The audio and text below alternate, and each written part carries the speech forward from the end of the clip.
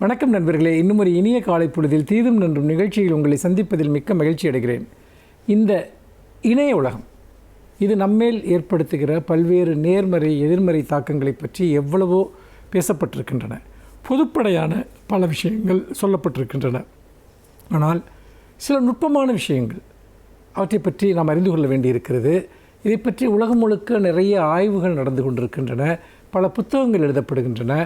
அந்த அடிப்படையில் தான் சில முக்கியமான கூற்றுகளை நான் இந்த நிகழ்ச்சியில் கடந்த வாரத்திலும் சில தினங்கள் முன்வைத்தேன். இப்பொழுதும் வேறு சில புதிய விஷயங்களை பற்றி இன்றைக்கு உங்களிடம் நான் பேச இருக்கிறேன். அதில் மிக முக்கியமாக இணைய உலகத்தில் ஒரு மிகப்பெரிய பிரச்சனை, முக்கியமாக சமூக வலைத்தளங்களில் காணப்படக்கூடிய மிகப்பெரிய பிரச்சனை என்பது முடிவடையாத விவாதங்கள் என்பது. இந்த முடிவடையாத விவாதங்கள் என்பது என்ன? பொதுவாக ஒரு பிரச்சனையில் இரண்டு தரப்புகள் இருக்கும். இரண்டு தரப்புகளும் வாதிட்டுக் கொள்வார்கள். வாதிட்டுக் கொள்கிற போது ஒரு குறிப்பிட்ட கட்டத்தில் அந்த விவாதம் என்பது ஒரு முற்றுப்புள்ளியை நோக்கி நகரும். கடைசியாக யாராவது ஒருவர் அந்த லாஸ்ட் வேர்டு என்று சொல்வார்கள் இல்லையா, அந்த கடைசி வார்த்தையை கூறுவார்கள். அதற்கு பிறகு அந்த விவாதம் அதோடு முடிவடைந்துவிடும். அதற்கு பிறகு யாரும் அதை பற்றி நினைத்து கொண்டிருக்க மாட்டார்கள். இதுதான் காலகாலமாக விவாதிக்கப்படுகிற ஒரு முறையாக இருந்திருக்கிறது. நாம் எரிந்த கட்சி எரியாத கட்சி என்றெல்லாம் நாம் அதை கடந்த காலங்களில் சொல்லி கொண்டிருக்கிறோம். எந்த விவாதத்திற்கும் அது முடிவடைகிற இடம் ஒன்று இருக்கிறது. அந்த முடிவடைகிற இடம்தான் மேலும் கருத்து மோதல்கள் வலுக்காமல் எல்லோரும் அவரவர் இயல்பு நிலைக்கு திரும்புகிற ஒரு இடம். ஆனால் இணையத்தை பொறுத்த வரைக்கும் இந்த எண் கார்டு என்று சொல்வார்கள் இல்லையா, ஒரு விவாதம் முடிவடைகிற இடம் அது இருப்பதே இல்லை என்பதைத்தான் நாம் இங்கு பார்க்கிறோம். ஏனென்றால் இந்த விவாதங்கள் என்பது இணையத்தில் ஒரு மிகப்பெரிய சுழலாக மாறிவிடுகிறது. இப்பொழுது நீங்கள் ஒரு விஷயத்தை பற்றி நீங்கள் ஒரு நிலைப்பாட்டை எடுக்கிறீர்கள் என்றால், கடந்த காலத்தில் அந்த விஷயத்தில் உங்களுக்கு வேறொரு நிலைப்பாடு இருந்தால் அதை ஒருவர் எடுத்து கொண்டு வருவார், அதை மேலே கொண்டு வருவார், அதை மேற்கோள் காட்டுவார். அதற்கு பிறகு இன்னொருவர் அதற்கு சம்பந்தம் இல்லாமல் இன்னொரு எதிர்கருத்தை கூறுவார். சரி, ஒரு கட்டத்தில் விவாதித்து அது உச்சக்கட்டத்தை அடைந்தால் அதற்கு சம்பந்தமே இல்லாத ஒருவர் உள்ளே வந்து அதற்கு முற்றிலும் சம்பந்தமற்ற இன்னொரு கருத்தை கூறி அந்த விவாதத்தை திசை திருப்புவார். இதில் மிக முக்கியமாக விவாதங்கள் என்பவை தொடர்ச்சியற்றவையாக, அதில் இருக்கக்கூடிய ஏதாவது ஒரு கருத்தை பிடித்து கொண்டோ அல்லது ஒரு கருத்தை தவறாக புரிந்து கொண்டோ அல்லது வேறொரு சந்தர்ப்பத்தில் சொல்லப்பட்ட ஒரு வாக்கியத்தை திரும்ப இங்கு கொண்டு வந்தோ எந்த இடத்திலும் அந்த விவாதங்கள் அடுத்த கட்டத்திற்கு நகர்வதே இல்லை. அதாவது ஒரு ஆங்கிலத்தில் ஒன்று சொல்வார்கள், அதாவது இந்த டிஸ்கஷனில் வாக் அவுட் பண்ணுறதுன்னு இருக்குது. நீங்கள் எந்த விவாதத்திலிருந்தும் வெளியே செல்லவே முடியாது. அதை ஒவ்வொருவரும் உங்களை நோக்கி ஒரு சுழலை போல உள்ளே இழுத்து கொண்டே இருப்பார்கள். அப்படி இழுக்கிற போது நீங்கள் ஒரு மிகப்பெரிய சிந்தனை வறட்சிக்கும் ஒரு சோர்வுக்கும் களைப்புக்கும் நீங்கள் ஆளாகிறீர்கள். ஏனென்றால் இரண்டு பேரோ ஒரு குழுவோ விவாதிக்கிற போது நடக்கிற பரிமாற்றங்கள் வேறு. சம்பந்தம் இல்லாதவர்கள் உள்ளே அந்த மையப்பொருளை தாண்டி விவாதங்களை வெவ்வேறு பக்கம் இழுக்கிற போது அந்த விவாதம் எந்த புள்ளியில் தொடங்கியதோ அந்த புள்ளியே மறந்து போய்விடும் என்கிற ஒரு நிலை ஏற்படுகிறது. இந்த இணைய விவாதங்களில் ஈடுபடுகிற அனைவருமே இந்த கலைப்பில் சிக்கிக்கொள்கிறார்கள். அதாவது நீங்கள் எது சொன்னாலும் அதற்கு சம்பந்தமில்லாத ஒன்று சொல்லப்படும், சம்பந்தமில்லாத நபர்களால் சொல்லப்படும். அப்படி பார்க்கிற போது அந்த மையப்புள்ளி என்பது சிதைந்து அது ஒரு மிகப்பெரிய ஒரு புழுதியாக மாறிவிடுகிறது. சொற்களின் புழுதியாக, கருத்துக்களின் புழுதியாக மாறிவிடுகிறது. இதனால் அந்த விவாதங்கள் எங்குமே சென்று சேர்வதில்லை.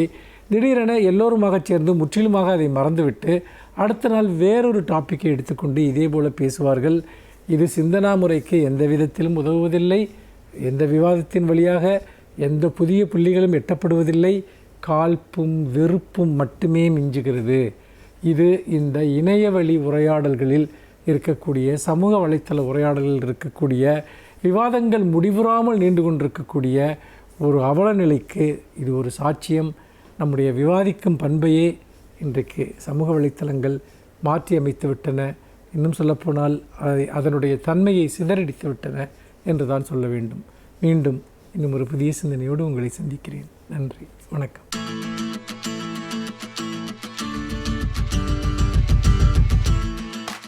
அனைவருக்கும் என் அன்பு வணக்கம்.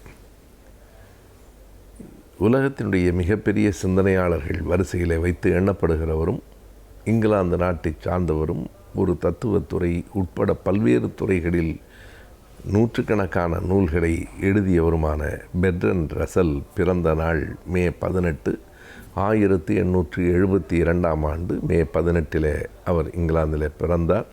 97 ஆண்டுகள் இந்த உலகத்தில் வாழ்ந்தார். அவருடைய காலகட்டத்தில் அவர் நிறைய எழுதியிருக்கிறார், நிறைய திருமணங்களை செய்திருக்கிறார். 4 முறை ஒவ்வொருவரையும் மன முறிவுக்கு பிறகு அடுத்தவரை திருமணம் செய்திருக்கிறார். மொத்தம் 4 முறை திருமணம் செய்திருக்கிறார். ஏறத்தாழ 100 நூல்களை எழுதியிருக்கிறார். அவர் எழுதிய நூல்கள் பல்வேறு துறைகள் சார்ந்தன. நிறைய பேசப்பட்ட நூல்கள் கணிதத்துறையில் அவருடைய நூல்கள் இருக்கின்றன. த அனாலிசிஸ் ஆஃப் மைண்ட், இந்த மூளை மனம் பற்றிய ஆய்வு அவரிடத்தில் இருக்கிறது. அவர் எழுதிய நூல்களில் மிக புகழ்பெற்ற நூல் நாம் எல்லோரும் அறிவோம், Y I am not a Christian என்பது. நான் ஏன் கிறிஸ்தவன் இல்லை என்று இங்கிலாந்திலே உட்கார்ந்து கொண்டு எழுதுவது அத்தனை எளிதல்ல. நான் ஏன் கிறிஸ்தவன் இல்லை என்கிற புத்தகம் உலகம் முழுவதும் பேசப்பட்ட விவாதிக்கப்பட்ட ஒரு புத்தகம். அதனை தாண்டி அவருடைய 80 வயதுக்கு பிறகு அவருடைய இறுதி நாள்களில் அவர் எழுதிய ஒரு புத்தகத்தை நான் படித்திருக்கிறேன், எஸ்ஸேஸ் ஆன் ஸ்கெப்டிசிசம் என்பது. ஸ்கெப்டிசிசம் என்பது ஒரு நம்பிக்கையின்மை. நாம் எண்ணி பார்க்க வேண்டும், எத்தனையோ துறைகளில் எத்தனையோ நூல்களை எழுதியவர், குடும்ப வாழ்விலும் பல்வேறு விதமான அனுபவங்களை கொண்டவர். கடைசியாக அவர் எழுதுகிறார் நம்பிக்கையின்மை பற்றிய கட்டுரைகள், தி ஸ்கெப்டிக்கல் எஸ்ஸேஸ் என்றும் அதை சொல்லுவார்கள். எஸ்ஸேஸ் ஆன் ஸ்கெப்டிசிசம் என்பது 1963 வருகிறது. 1970 அவர் இறந்து போகிறார். எனவே அவருடைய இறுதி நாள்களில் ஏறத்தாழ 90 வயதில் அவர் எழுதிய புத்தகம். ஏன் அவர் நம்பிக்கையற்றவரானார்?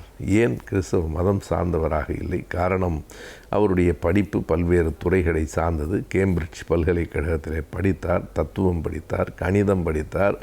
நிறைய படித்ததற்கு பிறகு இந்த உலகம் பற்றிய ஒரு நம்பிக்கையற்ற போக்கும் அவரிடத்தில் வந்திருக்கிறது என்பதைத்தான் அந்த கடைசி நூல் காட்டுகிறது. ஆனால் அந்த நூலில் கூட வெறுமனே விரக்தியாக அவர் அது எழுதவில்லை. இந்த உலகம் பற்றிய பார்வைகளை பதிவு செய்து எப்படியெல்லாம் நம்புகிற சில இடங்கள் நம்பிக்கையற்றனவாக போய்விடுகின்றன என்பதையும் எடுத்து கூறுகிறார். உண்மைதான், நாம் சிலவற்றிலே மிகுந்த நம்பிக்கை வைத்திருப்போம். அந்த நம்பிக்கை சட்டென்று அருந்து போய்விடுவதையும் பார்க்கிறோம். எனவே எப்படியெல்லாம் அந்த நம்பிக்கை இழைகள் அறுபடுகின்றன என்பதை காரண காரியங்களோடு அவர் எழுதியிருப்பார். அதே போல கடவுள் பற்றிய அந்த சிந்தனைகளில் அவரை முழுமையாக கடவுள் மறுப்பாளர் என்று சொல்லிவிட முடியாது. ஆனால் ஒரு குறிப்பிட்ட மதத்திற்குள் அல்லது ஒரு குறிப்பிட்ட கடவுள் சிந்தனையில் நின்று விடுவது என்பது அவருக்கு இயலாததாக இருந்திருக்கிறது. எனவே தான் நான் ஏன் கிறிஸ்தவன் இல்லை என்று எழுதினார். நாம் அறிவோம், இந்தியாவிலே விடுதலை போராட்ட வீரரான பகத்சிங் தன்னுடைய இளம் வயதில், அவர் வாழ்ந்ததே 24 வயது தான், 24வது வயதில் அவர் தூக்கில் போடப்பட்டார். நான் ஏன் நாத்திகன், ஒய் ஆம் an atheist என்று பகத்சிங் எழுதுகிறார். அவரை போல நான் ஏன் இந்த மதத்தை சார்ந்தவன் இல்லை என்று சொல்லாமல், நான் எந்த மதத்தையும் எந்த கடவுளையும் நம்புகிறவன் இல்லை என்கிற அடிப்படையில் நான் ஏன் நாத்திகன் ஆனேன் என்று பகத்சிங் எழுதி அந்த புத்தகம்தான் தமிழில் வெளியிடப்பட்டு, அந்த புத்தகத்தை வெளியிட்டதற்காகவே பெரியார் அவர்களின் அண்ணன் ஈவே கிருஷ்ணசாமி அவர்கள் கைது செய்யப்பட்டதையெல்லாம் நாம் அறிவோம். அதை போல அங்கேயும் Y I am not a Christian என்கிற புத்தகத்துக்கு ஒரு பக்கத்தில் வரவேற்பும் இன்னொரு பக்கத்தில் மிகப்பெரிய எதிர்ப்பும் வந்தது. எல்லாவற்றையும் சேர்த்துத்தான் அவர் நம்பிக்கையின்மை பற்றிய கட்டுரைகளிலே சொல்லுகிறார், எப்போதும் எந்த ஒரு கருத்தும் எல்லா காலத்திலும் நிலை பெற்றிருக்கும் என்று சொல்ல முடியாது. எல்லாம் மாறும். மாற்றம் என்பதுதான் உலகத்தின் அடிப்படையான போக்கு. இன்றைக்கு மிகச்சரி என்று நம்பப்படுகிற ஒன்று நாளைக்கு இல்லை என்று ஆகலாம். இது தவறானது என்று இன்றைக்கு கருதப்படுகிற ஒரு கருத்து நாளைய தலைமுறையால் ஏற்றுக்கொள்ளப்படலாம். எல்லாவற்றுக்கும் தயாராக இருங்கள். இப்படித்தான் நடக்கும் என்கிற முடிவோடு இருந்தால் நாம் ஏமாந்து போய்விடுவோம். அவ்வளவு நம்பிக்கையை வைக்காதீர்கள் என்று சொல்லுகிற கட்டுரைகளையும் அந்த நூலில் நம்மால் பார்க்க முடிகிறது.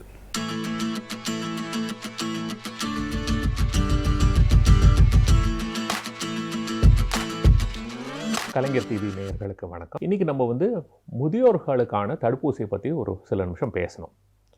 இப்போது தடுப்பூசினாலே நம்ம எல்லாரும் என்ன நினைக்கிறோம்? குழந்தைகளை பற்றி தான் நினைக்கிறோம்.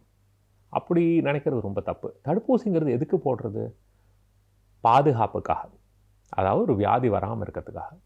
குழந்தைகள் ரொம்ப முக்கியமான ஒரு விஷயம், எல்லாரும் ஒத்துக்க வேண்டிய விஷயம். அவங்களோட எதிர்ப்பு சக்தி ரொம்ப கம்மி, அதனால தான் தடுப்பூசி போடுறோம்.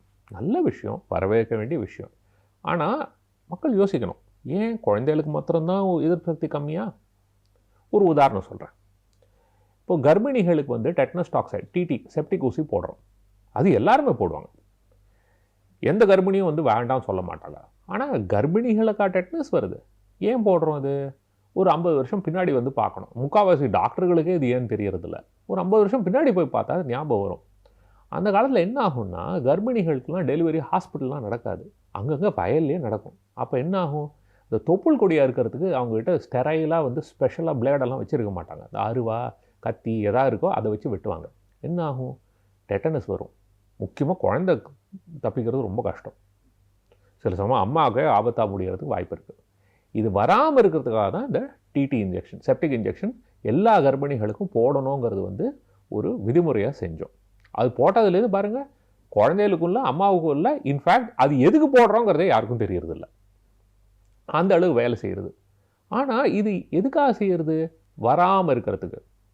வயசு பொறுத்தது இல்லை, அந்த ரிஸ்க்கை பொறுத்து இருக்குது. யாருக்கு ஆபத்துங்கிறதோ அவங்கள பாதுகாக்கணுங்கிறதுக்காக செய்கிறது.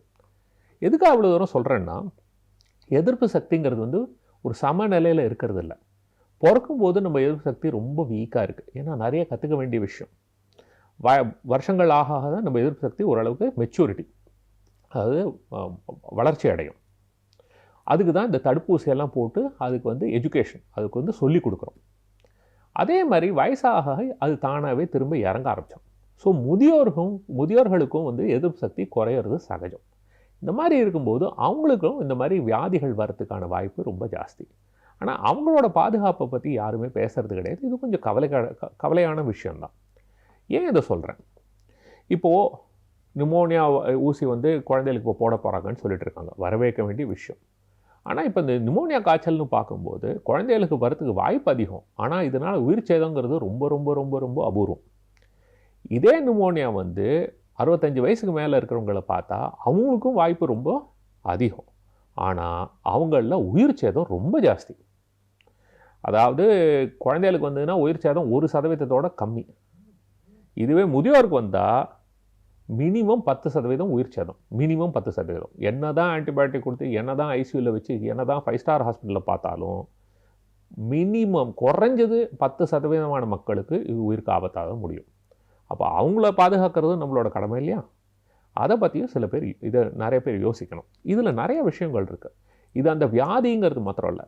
இப்போது எல்லோரும் இப்போது மருத்துவ ரீதியாக எங்களுக்கு என்ன புரிஞ்சிருக்குன்னா, இந்த ஃப்ளூ வியாதியோ இல்லை நிமோனியா வியாதியோ வந்ததுன்னா ஒரு அவ்வளோ தாக்கம் தேவையில்லை. ஒரு லைட்டாக வந்தால் கூட அதை தாண்டி அதை பின்னாடியே வந்து இருதயத்தில் பிரச்சனை வரதுக்கு வாய்ப்பு இருக்குது. அதாவது ஹார்ட் அட்டாக், மாரடைப்பு வரதுக்கு வாய்ப்பு இருக்குது, லக்வான் வரதுக்கு வாய்ப்பு இருக்குது, ஹார்ட் ஃபெயிலியர், அதாவது இருதய பம்பிங் குறையிறதுக்கான வாய்ப்புகள், இந்த மாதிரி நிறைய பிரச்சனைகள் வரதுக்கு வாய்ப்பு இருக்குது. அதனால இந்த தடுப்பூசிகள் போட்டால் அதெல்லாம் குறைக்கிறதுக்கு வாய்ப்பு உண்டு அப்படிங்கிற ஒரு நம்பிக்கை. அதனால தான் இப்போ நிறையா சொசைட்டின்னு சொல்லுவாங்க. அதாவது heart failure society, critical care society, அந்த மாதிரி அவங்க வந்து கைட்லைன் கொடுப்பாங்க. அதாவது இந்த மாதிரி செஞ்சால் நல்ல விஷயம் அப்படின்னு. அவங்க எல்லாருமே என்ன சொல்கிறாங்கன்னா, முதியோர்களுக்கு தடுப்பூசி போடுறது ரொம்ப ரொம்ப முக்கியம். இதனால் தேவையில்லாத உயிர் சேதத்தை குறைக்க முடியும், தேவையில்லாத பல பிரச்சனைகளையும் குறைக்கிறதுக்கு வாய்ப்பு இருக்குது. அதாவது லக்வான்லேருந்து மாரடைப்புலேருந்து நிறையா விஷயத்தை குறைக்க முடியும்னு ஒரு நம்பிக்கை. முக்கியமாக எல்லாருக்குமே தெரிஞ்ச விஷயம், ஒரு முதியோருக்கு வந்து ஹாஸ்பிட்டலில் போய் சேர்ந்தால் அவங்க படுற அவஸ்தை எல்லாருக்குமே தெரியுமே. ஏன்னா ஹாஸ்பிட்டல் போய் சேர்ந்தால் ஒரு வியாதிக்காக போய் சேருவாங்க, பல வியாதிகள் வந்து சேரும். கீழே விழுந்து இடுப்பு உடையும், ரத்த கட்டி வரும், மூளையில் ஏதாவது பிரச்சனை வரும். இந்த மாதிரி எத்தனையோ பிரச்சனைகள் வரதுக்கு வாய்ப்பு இருக்குது. ஸோ கூடுமான வரைக்கும் நம்ம ஆஸ்பத்திரி போகாமல் நம்ம பாதுகாக்கிறதுக்கு தான் ரொம்ப ரொம்ப முக்கியம். அதில் தடுப்பூசியும் ஒரு முக்கியமான ஒரு பாகமாகும். ஸோ என்ன சொல்ல வரேன்னா, 65 வயசு ஆயிடுத்துனாலே நம்ம நிறையா தடுப்பூசியை பற்றி யோசிக்க வேண்டியது இருக்குது. இதில் முக்கியமாக வந்து இந்த இன்ஃப்ளூயன்ஸா தடுப்பூசி தான் ரொம்ப எல்லா நாட்டிலையுமே முக்கியம்னு சொல்கிற விஷயம். ரெண்டாவது வந்து இந்த நிமோனியா ஊசி. இந்த நிமோனியா ஊசி வாழ்க்கையில் ஒரு தடவை தான், அது ரொம்ப ஈஸி. ஆனால் இந்த ஃப்ளூ ஊசி வந்து வருஷத்துக்கு ஒரு தடவை. ஏன்னா இந்த ஃப்ளூங்கிறது வந்து வருஷம் மாறுறதுனால அதுக்கு தகுந்த மாதிரி ஊசியும் மாறும். வருஷம் போடுறது ரொம்ப நல்லது. இதில் சைடு எஃபெக்ட்னு ஒன்றும் பெரிய விஷயமே கிடையாது, ரொம்ப ஈஸியானது. கர்ப்பிணிகளுக்கே கொடுக்குறோம். அந்த மாதிரி இருக்கும்போது ஏன் கவலைப்படணும்? சின்ன சின்ன குழந்தைகளுக்கும் கொடுக்குறோம். அதனால் இதை பற்றி கவலைப்படவே வேண்டாம். இது நல்ல ஒரு எஃபெக்ட், அதாவது இதனால் பயன் நிறையா இருக்குது. இதை பற்றி தேவையில்லாமல் யோசிக்கக்கூடாது. இதை தவிர மற்ற சில பேருக்கும் இதை பற்றியெல்லாம் யோசிக்கணும். என்ன, ஏற்கனவே உடலில் வந்து சில வியாதிகள் இருக்கிறவங்க, அதாவது சிறுநீரக பிரச்சனை இருக்கிறவங்களுக்கு எதிர்ப்பு சக்தி கொஞ்சம் பிரச்சனை தான். அவங்களுக்கு அடிக்கடி பல இன்ஃபெக்ஷன் வரதுக்கு வாய்ப்பு இருக்குது. அதே மாதிரி இருதய வியாதி இருக்கிறவங்க, நுரையீரலில் பிரச்சனை இருக்கிறவங்க, ஈரலில் பிரச்சனை இருக்கிறவங்க, இப்போது கல்லீரல் மண்ணீரல் அந்த மாதிரி வியாதிகள் ஏதாவது இருந்ததுன்னா, இந்த மாதிரி இல்லை எதிர்ப்பு சக்தி கம்மியாக இருந்ததுன்னா, கேன்சர் வைத்தியம், ஸ்டீராய்டு வைத்தியம், எய்ட்ஸ் வியாதி, இந்த மாதிரி வியாதிகள் இருந்தாலுமே எதிர்ப்பு சக்தி கொஞ்சம் மற்றவங்களோட கொஞ்சம் கம்மி தான். இந்த மாதிரி மக்களுக்கு வந்து இந்த மாதிரி தடுப்பூசி போடுறதுங்கிறது ரொம்ப நல்ல விஷயம். பிற்காலத்தில் பிரச்சனை வராமல் பாதுகாக்கலாம். இப்போது இந்த பிரச்சனை வந்தால் நம்ம ட்ரீட்மெண்ட் எடுக்கலாமே, இதுக்கெல்லாம் வைத்தியம் இருக்குன்னு நிறைய பேர் சொல்கிறாங்க. ஆனால் ஒன்று ஞாபகம் வச்சுங்க, வருமுன் காப்போம் தான் நல்லது. வந்த பின் நம்ம அவஸ்தைப்படுவோம், வைத்தியம் பண்ணுவோம்னா தடுப்பூசியோட விலை எங்கே, ஒரு வியாதியோட வைத்தியத்தோட விலை எங்கே? ரெண்டாவது, என்ன தான் பர்ஃபெக்ட் வைத்தியம் பண்ணாலும் நான் சொன்ன மாதிரி ஒவ்வொரு வியாதியிலும் ஓரளவுக்கு உயிர் சேதம் இருக்குது. அதை குறைக்க முடியாது. அதை குறைக்கணும்னா அதுக்கு ஒரே வழி வராமல் பார்த்துக்கிறதுக்கு தான். ஸோ இப்போ வீட்டில் வந்து நீங்கள் எவ்வளோக்கு எவ்வளோ குழந்தையெல்லாம் நீங்கள் வந்து பாதுகாப்பாக பார்த்துக்கிறீங்களோ, அவங்களுக்கு வந்து தடுப்பூசியெல்லாம் போட்டு அவங்க உடம்பை நன்னா பார்த்துக்கிறீங்களோ, அதே மாதிரி உங்கள் வீட்டில் இருக்கிற முதியோரையும் கொஞ்சம் கவனிக்கிறது ரொம்ப நல்ல விஷயம். அவங்களுக்கு இதுக்கு தகுந்த மாதிரியான தடுப்பூசிகள்லாம் போட்டு அவங்களோட ஆரோக்கியத்தையும் நம்ம நன்னா கவனிச்சுட்டோம்னா அவங்க வந்து மேற்கொண்டு யார் மேலேயும் பாரமாக இல்லாமல் ஒரு சுதந்திரமாக இருக்கிறதுக்கு ஒரு நல்ல வாய்ப்பு இருக்குது. இது பொதுமக்கள் எல்லாரும் உணரணும். நன்றி, வணக்கம்.